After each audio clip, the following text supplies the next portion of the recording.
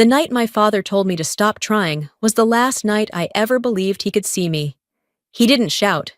He never did. That was the cruelty of it, the calm, the control, the certainty in his voice when he said, "You were never meant to lead." I remember standing there, holding the letter that should have made him proud, waiting for something, maybe a pause, a breath, a hint of pride that never came. Instead, he turned away like I was already gone, and in that moment, I realized I'd been invisible long before I ever left. For years after, I told myself silence was strength, that if I kept my head down, time would prove what words never could. But silence has a way of making even the right person feel guilty, and I've carried that guilt long enough. So when his name appeared again after all these years, folded in ink, written with the same steady hand that once erased me, I knew what it meant. He still thought I would come quietly. He has no idea what's coming. The letter came on a Tuesday morning, carried in with the salt air and the faint hiss of the Pacific outside my window. A plain white envelope, seal from Savannah, Georgia. The paper smelled faintly of jasmine and dust, like something lifted straight from the drawers of the old house my mother once kept spotless. I didn't need to open it to know who sent it. Grace, my sister. 22 years since I'd heard her voice, since a single word crossed the space between us. 2 decades of silence thick enough to choke on. I stared at the envelope for a long time, fingers tracing the edges as another memory pressed through. The night I walked out of that house. My father stood in the doorway, face shadowed by the porch light, voice steady as steel when he said, "If you leave this family." I left anyway. Not in anger, but in survival. I joined the sea, the only place where silence felt honest. Now here it was again, a letter from the sister who stayed behind, the one who'd watched me disappear through a curtain and never followed. 4 words in her careful handwriting. It's time to come home. Home. The word didn't belong to me anymore. Still. My hands trembled when I unfolded the paper, like muscle memory, remembering obedience my heart had long forgotten. That evening, I packed a single bag and booked a flight to Savannah. Not to forgive, just to see if pain still wore my father's face. Savannah greeted me with air so thick it clung to the skin, carrying the smell of pine sap and slow river water.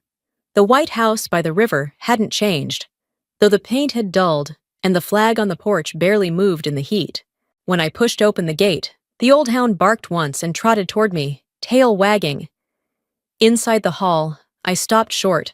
On the wall hung the family portrait. My face was gone, replaced by the dog's. I laughed once, a dry sound that didn't belong to amusement. Some verdicts don't need to be repeated. They serve themselves forever.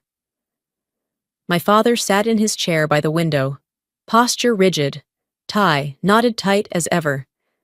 The air in that room hadn't changed either. Lemon polish, and something colder beneath it.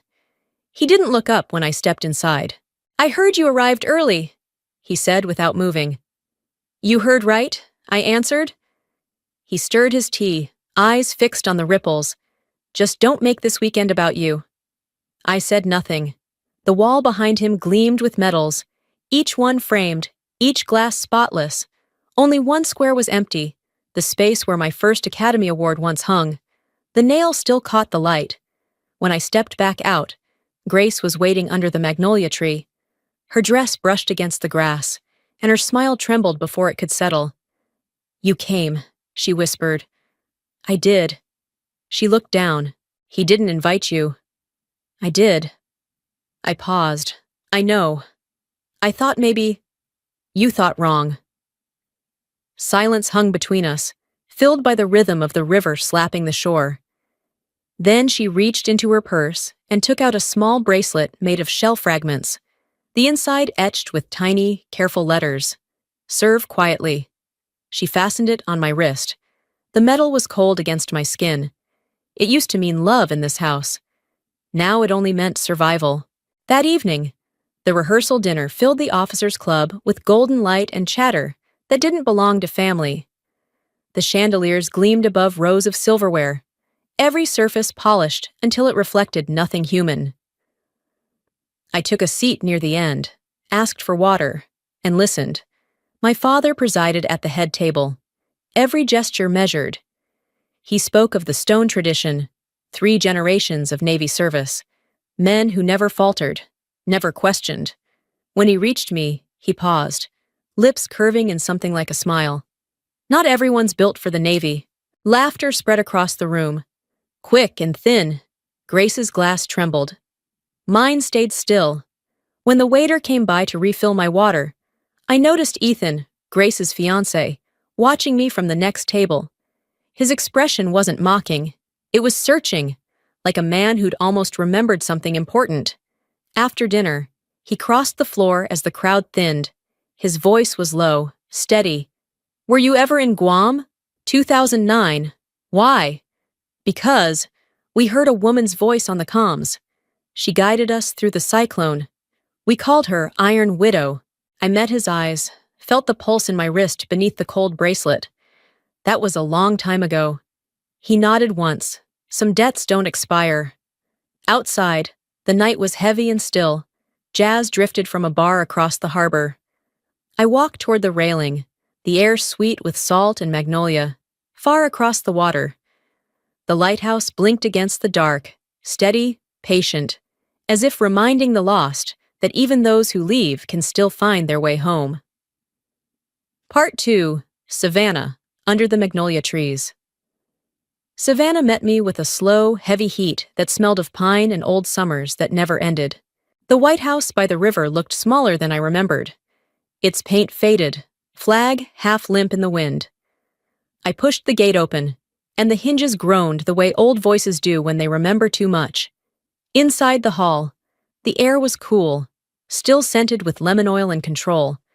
I stopped when I saw it. The family portrait. My face was gone, neatly replaced by a framed photo of my father's dog. The hound, loyal and wordless, had taken my place. A short, hollow laugh escaped before I could stop it. Some sentences don't need repeating. Exile speaks for itself. My father sat where he always sat, back straight, the rhythm of a man who'd never bent to anyone, not even time. He stirred his tea without looking up. "I heard you arrived early. You heard right. Just don't make this weekend about you." He didn't need to raise his voice. The distance between us was command enough. On the wall behind him, every metal gleamed, polished within an inch of pride. Only one frame was empty, the one that once held my first Academy Award. The nail was still there, catching the light like a reminder of what he'd removed. When I stepped outside, the air shifted. Grace waited under the magnolia tree, wearing a floral dress that didn't fit her nervous hands. She smiled, small and unsure. "You came." "I did." "He didn't invite you," she said quietly. "I did. I know. I thought maybe—" "You thought wrong." The silence that followed wasn't cruel. It was tired, the kind that grows when love runs out of places to hide. The river whispered nearby, filling the space our words refused to. Then she handed me something small, an old bracelet made of white shells. The inside was carved with our mother's handwriting. "Serve quietly." I fastened it to my wrist. The metal felt cold, almost like judgment. Once it might have meant love, now it meant endurance. That night, the rehearsal dinner glowed gold beneath crystal chandeliers at the officers' club. People laughed too loudly, talked about heritage, as if it were an award you could polish. I sat near the end, my glass filled only with water. My father spoke at the center, voice steady and sharp. He praised the family's service, 3 generations of unwavering loyalty. When he reached my name, he paused. Not everyone's made for the Navy. The laughter came on cue, except from Grace. I didn't flinch. When the waiter refilled my glass, I noticed Ethan, Grace's fiancé, watching me. Not mocking, remembering. Later. As the crowd thinned, he approached. His tone was careful, almost reverent. "Were you ever in Guam? 2009. Why?" "Because a woman's voice came through the static that night. It led us home. We called her Iron Widow." I looked at him, steady, No denial, no confession. That was a long time ago. He nodded. Some debts don't expire. Outside, the night wrapped around the harbor in soft blue light. Jazz drifted from the city, lazy and sweet. Across the river, the lighthouse blinked against the dark, one steady pulse reminding me that sometimes even the forgotten find their way back. The next morning, I drove to the small cemetery by the Wilmington River where my mother rested. The air was thick and warm, the scent of wet soil clinging to everything. Her gravestone was simple, the letters worn by southern rain. Evelyn Stone, 1949 to 2007. She served quietly. I stood there without tears, without prayer, just the habit of stillness learned from years of command. Then a hand touched my shoulder. Grace. Her eyes were swollen, a yellowed envelope trembling in her grip. It's from Mom, she said. He told me to destroy it. I couldn't. The paper crackled as I opened it, the handwriting tilted and careful. Aurelia, if you're reading this, I never found the courage to speak. You didn't abandon the Navy. You were called to serve where truth can't follow. I knew. I stayed silent, thinking I was protecting you. I was wrong. Silence isn't peace. It's paralysis. The words shook in my hands. My mother had known. She'd let me bear the shame to preserve his order, just as I'd carried secrets to protect something larger. Both of us had mistaken silence for loyalty. Grace's voice cracked. I thought you just left. I did. I said, but not the way he told you. We sat under the oaks, light breaking through the leaves like forgiveness. For the first time, the ache inside me shifted, still heavy, but no longer sharp. Driving back, the bracelet on my wrist caught the sun. Serve quietly? Now I understood. She hadn't asked for silence forever, only for strength until I could speak again. That night, the hotel room felt hollow. My phone lit up. Promotion review. Vice Admiral Aurelia Stone. I stared until the screen dimmed. Titles no longer mattered. They were just louder ways to fight the same war. I turned off the phone, letting the dark settle in like an old companion. The next morning, Grace met me at a dockside cafe, the air thick with coffee and salt. She set a cream-colored card on the table, the Navy seal pressed into its corner. Ethan wanted you to have this, she said. He invited Admiral Mercer. He thought it would mean something to you. The name struck deep. Admiral Kyle Mercer, the man who once commanded me. The only one who knew who Iron Widow really was. Does Dad know? Not yet. Then let him enjoy the surprise. Outside, I spotted my father across the street, speaking to a young officer. His voice was sharp as ever. We built our name on discipline. The rest are just performers. I smiled faintly. If he thought fear built legacy, he'd soon see what truth could do. That night, I stood on the hotel balcony, watching the harbor lights flicker across the water.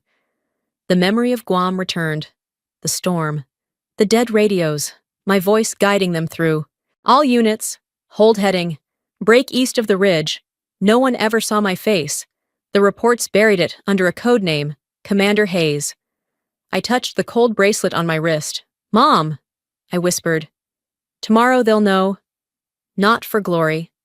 Not for forgiveness. Just to end the silence. The Port Wentworth Naval Club glowed like ceremony itself. Crystal light, brass walls, a shrine to order. I took a seat near the exit, a habit from years of knowing where escape routes were. My father commanded the head table with his usual gravity, Grace and Ethan beside him. Admiral Mercer sat opposite, the man who once led me through storms no one spoke of. His eyes met mine briefly. An acknowledgement, quiet and coded. The host began with cheer. Tonight, we celebrate two great families, both rooted in service. Applause followed. My father rose, voice carrying easily. Family is discipline, and discipline means knowing your place. Laughter followed like a salute. Then came the sting. Some of us served with honor. Some confused ambition with service. A ripple of polite laughter swept the room. I sipped my water, the glass slick with condensation. and met his gaze. We didn't blink. The noise resumed, forks clinking, the world pretending nothing sharp had been said. Then a chair scraped. Admiral Mercer stood, glass raised. To the families who gave their sons and daughters to the sea. He paused, then looked toward me. And to one officer who taught us that courage isn't about who sees you, but who survives because of you. Good to see you again. Commander Hayes. The room froze. Glasses hovered mid-air. Breaths caught mid-chest. Ethan's face went pale. Grace's hand trembled. My father's froze entirely. I nodded once, silent, then rose and walked out. No explanations. Outside, wind from the river pressed cold against my throat. The water below shimmered, faceless, like memory refusing to fade. Later, rain followed me to the bridge. I parked in the center, killed the engine, and listened. The bridge felt like a border, behind me. The daughter erased. Ahead, the officer reborn. I unlocked my phone. Promotion, Admiral appointment, pending Senate confirmation. I almost smiled. 20 years ago, he said I'd never command. Now no one even knew. A new message flashed. Tomorrow. I'll do what's right. Ethan, I typed. You don't owe me anything. I owe you my life. I let the phone go dark. A gust tore a paper receipt from the dash, spinning it into the rain until it vanished. Like the girl I used to be. Through the downpour, the chapel lights glowed faintly ahead. I whispered to the storm, not for recognition, but because silence had gone on long enough. Morning broke over Savannah, thick with heat and salt.